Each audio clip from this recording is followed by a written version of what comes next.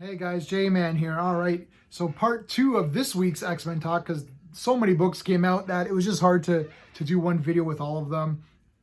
And so I already posted, I think it was, I've already forgotten, uh, whatever it was that it came out. Wolverine, I think, was one of them. It was like Wolverine. It was, I honestly can't remember. That's how brutal that is. New Mutants, and one other thing came out. Wolverine, New Mutants, and I don't remember, and it's gone. Okay. Anyway, so I'm going to do my space review method for this because my last video that I just did, people seem to like that, so we're going to go with it. And you guys feel free to do your space review in the comments. Someone already did that, so that's great, and I appreciate that. And I feel that it helps people focus their thoughts. So I use space for when I review movies. It's a system I developed like ages ago, at least 10 years. It might be 20 years ago now. Wow. 20 years of space. So it stands for story, pacing, artistry, characters, enjoyment. Each one of those categories gets a score from 0 to 2. So I try not to do 0.5s. You can do 0.5 if you really need it. 0 means, let's say for story, 0 means it's bad, 1 means it's good, 2 means it's great, and I'll sometimes do 0.5s if I feel necessary, if I feel that it's necessary. So when you're done all of that, you get a score out of 10, and that's your score for the comic. Easy. I do it for movies. It kind of works for comics anyway, so we're going to continue doing that. And just to let you know as well, if a comic gets 5 out of 10, that still means it was okay, right? If everything gets a 1 out of 2, that means, yeah, that was okay, but nothing special, nothing that you're really dying over. Most comic books that come out should be between around 4 to 6, okay? Once you get into 7 or 8, 9, that's like, wow, that was really cool. Like, I really like this a lot. So, and a lot of comics today, depending on who the creative team is, you might get some 2s and 3s out of 10, right? I'm not going to just go saying something's a 0. I do this for movies too. I really hate when people say, well, that's a 0 out of 10. Like, I thought Eternals was a garbage movie, but it's not 0, right? Like, I mean, that's outrageous. I think it's probably like a 3. There's some good visual stuff. The fighting's not too bad, right? So it's not like a 0, right? Like 0 out of 10 would be really bad. Like, I thought this Thor Love and Thunder movie was 5 out of 10. There are some okay bits. It's just too silly. The story's wonky. It suffers because of the silliness. You can watch my review on that. So people going saying, oh, this is a piece of trash, it's garbage. Look, it's not 0. Like, the visuals are amazing. Great battles. You know, I thought Gore was a cool character. I thought Jane was like okay, right? So it just, Thor's too silly. Valkyrie's kind of useless. Korg is like beyond bad. So it does suffer some of that, and just way too silly. Batman and Robin level cheese of silliness. So, you know what I mean? But I'm still trying to be reasonable. That's why I came up with this space theory. It should be reasonably reviewed. You can't just say everything's 0. And you can't say everything's 10 out of 10 either. Like, people say, well, this is 10 out of 10. It's like, really? How did you get 10 out of 10 for this, right? So anyway, let's get into Avengers, X-Men, Eternals, A.X.E, Eve of Judgment, #1. Woo! All right, now that we're finished, there's more words in the title than there is in the book. Starts off okay enough with the Earth, I guess. I don't know anything about Eternals. I love Jack Kirby.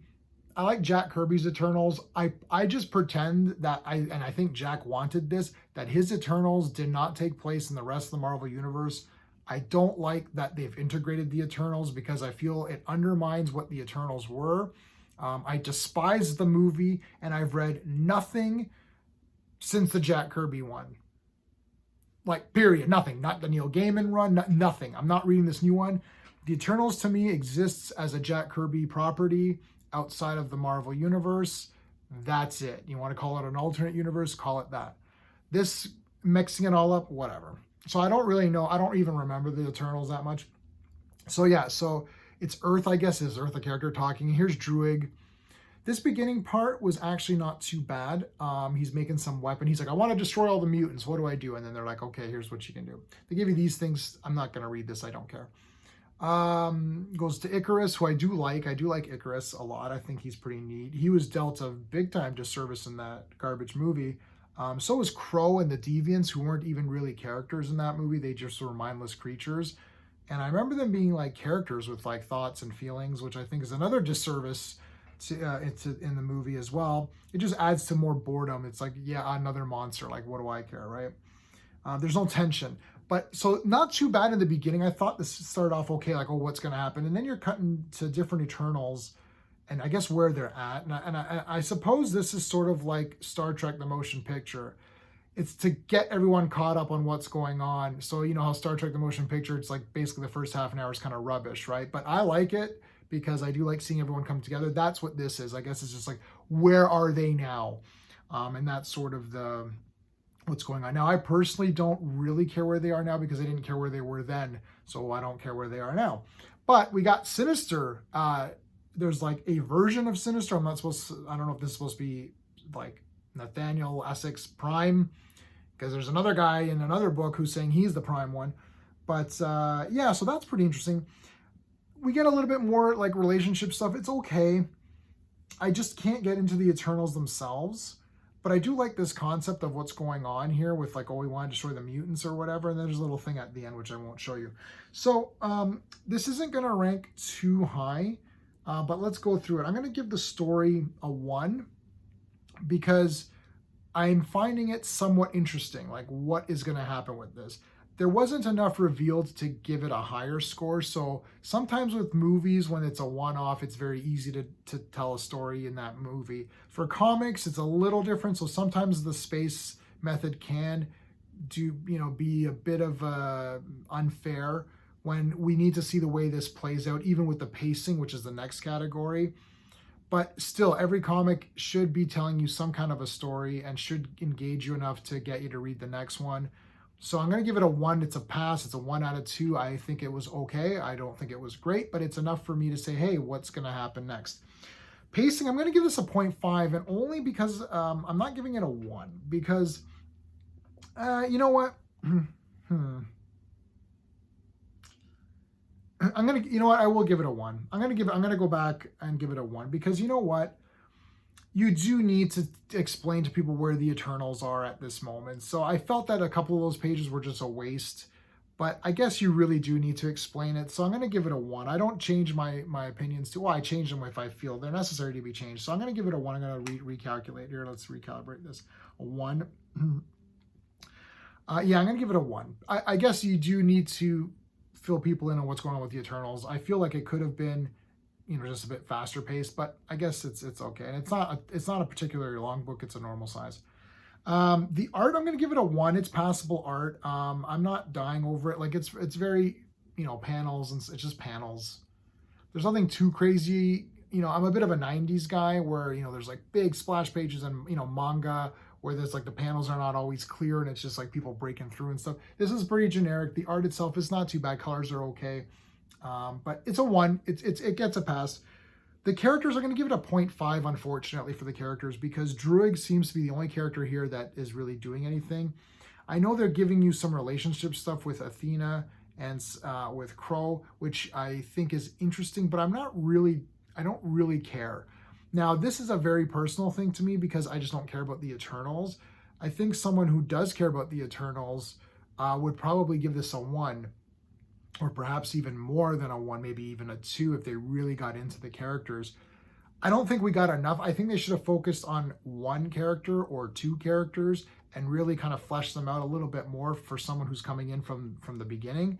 And then I would have gotten into them more. But as it is, it's like 1 or 2 pages per character and then we move on. I understand for pacing, you do need to do that, which is why I upped the pacing. But for characters, it still suffers. I'm giving it a 0.5. Enjoyment, this is just whatever I thought of it, and I'm going to give it a 1. I thought it was okay. I wasn't dying over it, but it's not crap. So the final score for A.X.E. Number 1 is 4.5, 4.5 out of 10. That seems low, but if you remember, 5 out of 10 means it's average and it's okay, so it is okay. Let's move on to Immortals. Immortals number 4. So Immortals is properly named because the X-Men now are immortal, so Immortal X-Men. But I do feel that like it's just taken forever. I don't know what's going on with this thing. Got a tribute to Neil Adams, which is great. Hey, the Neil Adams tribute was not in the other one. Hey, what the heck? So Emma, we got to learn about Emma's character a bit more. She sleeps in diamond form or whatever. I'm just a bit tired of Emma, even though I have the first appearance of Emma, and I do have a statue of Emma, and I do like Emma a lot. She's really cool, but I'm just a bit like on her now. We need to move on. There's other characters that we can focus on. She sleeps in her diamond form because she doesn't trust anybody. That's an interesting character bit, but really nothing that's like too outrageous. We all know that the Immortal X-Men have been outed. Everyone knows they can get resurrected now. Story's not too bad if they're talking about like, can this be used for humans? What can we do here? Emma's just really rude in this section here. I know that's her character, but I'm just like, eh. She also did the whole, I'm getting tired of the men in X-Men. That was a really bad line from that mediocre Dark Phoenix movie. And that was probably the weakest thing in that movie. And it really upset fans because X-Men is inclusive. It means anybody. Men is in it could be man or woman. I mean, it's very silly now the way we're messing with words. Like X-Men means everybody. I don't remember any of my female friends or anybody I've come and encountered or come in contact with that said, oh, it shouldn't be called X-Men, it should be called X people or whatever. It's just stupidness, and I don't like when they mention it. It's just a passing remark, so I'm not reading too much into it, but it's just a bit silly. But this was pretty awesome. Whoa! This is the Carrie treatment right here. We got the goat's blood or the sheep's blood or whatever the hell it was. Now, I will say that the story super picked up at this moment because we know that Orchis is being led by Nathaniel Essex, who is claiming to be, Sinister Prime. And they're like, oh shit, right? So this was all really cool stuff. I like this. And he's got like a club here instead of the diamond. This was like, so this picked up big time. And then Sinister's like, oh shit, I'm getting out of here. What's going on? I really liked this part of the story. So at first I was like, arg, not another Immortal X-Men, rubbish, boring comic. It picked up a little bit with some tension. So I like that a lot. And there's a little encounter with Destiny, which you'll see later. And something happens at the end, which I won't show you. And then that's that. All right, so let's get to the official score here on Immortals. So for Immortal story, I'm giving it a 1. I was going to give it a 0.5 because I thought it's just brutal and I don't care. But this is picking up now, so I am going to give it a 1. Maybe the next issue will get 1.5. We'll see. Pacing, I'm going to give it a 1. I was going to give it a 0.5 because I thought, well, this is rubbish. Nothing's going on. I don't care about Emma and the Gala, them walking around. Gala, that was the other one that came out. But it picked up big time. It was a page turner. As soon as Cyclops came in and shared his memories of seeing Sinister, I was like, whoa, shit, yeah. Picked up from there, so I'm giving it a pass. It's a 1. Artistry, I'm giving it a 1. I don't think the art is bad. I don't think it's super great. It's okay. It's passable. Better than I can do. Giving it a 1. Characters, I'm giving it a 0.5 because there really wasn't anything big with the characters. There's a little bit with Emma. That's it. A little bit with Sinister. Maybe you can give it a 1. Maybe give it a 1 and say, yeah, it's okay. But I'm giving it a 0.5 because they could have done a little bit more. I'm tired of Emma. They could have had someone else do something for once, given a little bit of backstory to another character that we don't see as often. So I'm giving it a 0.5, missed opportunity. Overall enjoyment of this comic, I'm giving it a 1. I thought it was okay. I'm not dying over it. I didn't think it was crap. So we're at a 4.5 on this one as well. So A.X.E and Immortal X-Men are tied at 4.5. Again, 5 out of 10 means that it is still pretty good. So it's just a teensy little bit below what an average comic could have been. Let's talk about Marauders. Where are we here? Where the hell is it? I have too many comics on my friggin' iPad. That's where it is. Marauders. All right, Marauders. Let's talk about Marauders number 4. I like the cover. Gotta say, the Marauders covers have been amazing so far.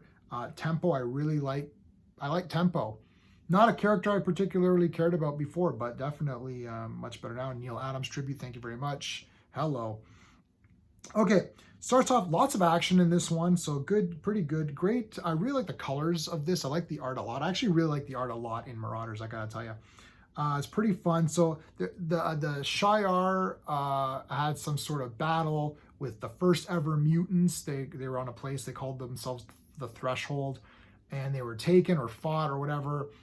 Kate feels that she can rescue some of them. Some of them are alive out there. She takes a team. She goes out to find them. Now, this is what the original Marauders concept should have, well, was and should have been, which is saving mutants, finding out where mutants are and saving them.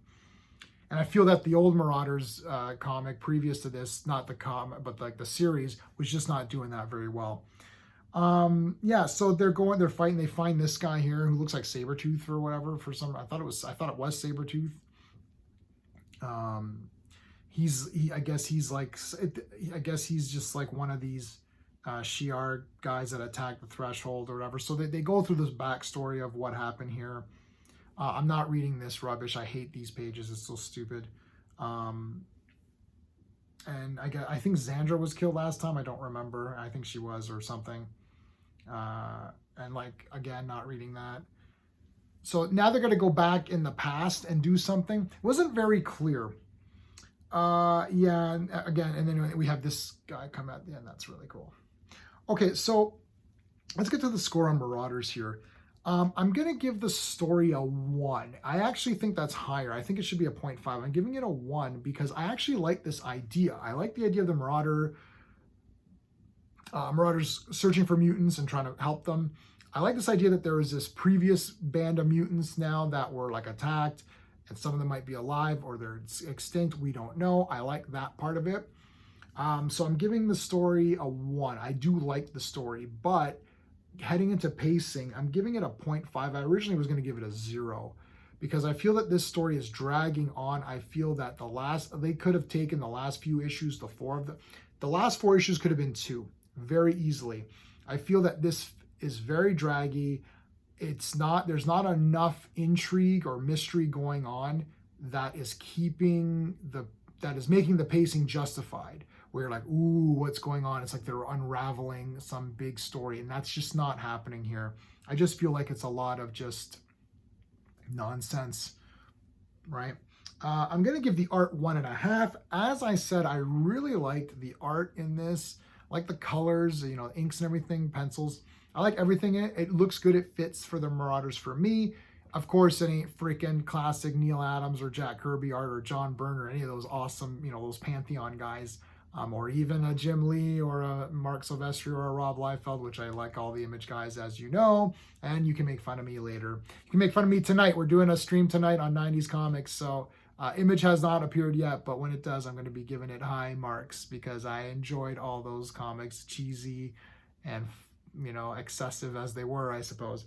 Anyway, so I like the art here. The characters, I'm going to give it a 1. I actually like the characters. I like Kate Pryde a lot. I'm getting used to saying Kate Pryde instead of Kitty Pryde, though I don't know why they changed it. I mean, I know why they changed it, but it was a stupid reason. Just call her Kitty. Everyone calls her Kitty. It means that they love her, and she's a great character. She doesn't need to be called Kate in order for her to get respect. She gets respect through her actions and through her leadership abilities, not through her name. That is something that we need to really drive home to current writers of film and TV and comics. It's like, stop putting labels on people. Make the character good. Make the character smart. Make the character kind. They're heroes. They should help people. They shouldn't look down on people. They shouldn't be assholes, right? They need to be heroic. Thor needs to be heroic, not a silly, dumb, goofball, blonde, buff guy. He needs to be heroic and brave and competent, right? Capable, right? Anyway, Kate is those things. She doesn't need to be called Kate for her to get those things. She can still be called Kitty and be the leader of the Marauders. So I'm still giving it a 1, though. I like the characters. Dakin, I don't care about that guy at all. I forgot he was in this. He's rubbish to me. I like Tempo a lot. Think she's really cool. A little bit underused. Very excited to see what they're going to do with her going forward. Enjoyment, I'm giving it a 1. I'm going to give this a 1 for enjoyment. I did like it. I'm not dying over it still, but it's good. So we actually gave a 5 on this one. So this one's like a pretty good, it's good. It's a good comic. Pick it up, check it out, see what you guys think. Again, pacing is a little bit off on this entire series so far. Let's see if they can fix that. If they can, this could go up to maybe a 6, right? Maybe possibly even maybe a 6.5. So it'd be really good if they could just kind of wrap this up and get going. So that is it. I am reading Knights of X very slowly. If I had to give it, it's probably going to be like a 4 or something out of 10, if I have to tell you. I'm not enjoying this. Merlin is a bad guy and King Arthur's a bad guy. Perhaps in Marvel Comics they are bad guys, but I don't like that. So, and it's my rating system, so I'm going to tell you, I don't like that. I don't like Merlin being a bad guy. It's shitty. Get another bad guy. Make up another wizard. Say that Merlin had, if you don't want to use Morgan Le Fay, then say that Merlin had some other wizard who stole his powers. Maybe someone killed him and stole his energy powers, and then now he's a villain and King Arthur has to team up with Betsy or something. Like, for crap's sakes, I'm making this shit up on the fly here. Like, come on, come up with something better. But that's just my opinion on Knights of X. You might have a different opinion. In any case, let me know your thoughts. Let me know your space review on these books. Did you like them? And if you don't want to break it down, you could just give a number. That's cool too, right? Just to see where everyone's at. If you like my stuff, give me a like, give me a sub. I've been on YouTube for 100 years, and I just can't get that 1,000 mark. I don't know. People don't like me. It is what it is. If you're interested in comic books, we're streaming tonight, 7:30 p.m. Eastern. Sean and I are going to talk about 90s comics. Yes, the dreaded 90s comics that everyone hates. But I love them, and you kind of love them too if you really think about it, don't you? I know you love them. I know you. Look, Jim Lee sold 8 million copies of X-Men #1. Where are you people? There's 8 million of you out there that like this. Come on down to the stream, man, and let's talk this shit through. Let's go through this stuff. It's going to be fun. All right, guys. Well, that is it for this week for X-Men. I will be back next week talking about whatever comes out. Hopefully there's not 14 books or whatever. It's like, stop it. And I looked at that A.X.E thing. There are so many comics with that. I don't know if I'm going to be able to read them all, to be honest with you. I'll try to keep up as much as I can. I'm going to have to rely on that, what's that YouTube channel, that Comic Breakdown or whatever it is. It's a great channel. Not associated with it. It's called Breakdown or something, Comic Breakdown. I don't know. I'm subscribed to it. And they just tell you that they just break it. It's like 5 minutes. I'm like, I might need to rely on that guy to help me out. But all right, guys, that is it for now. Until next time.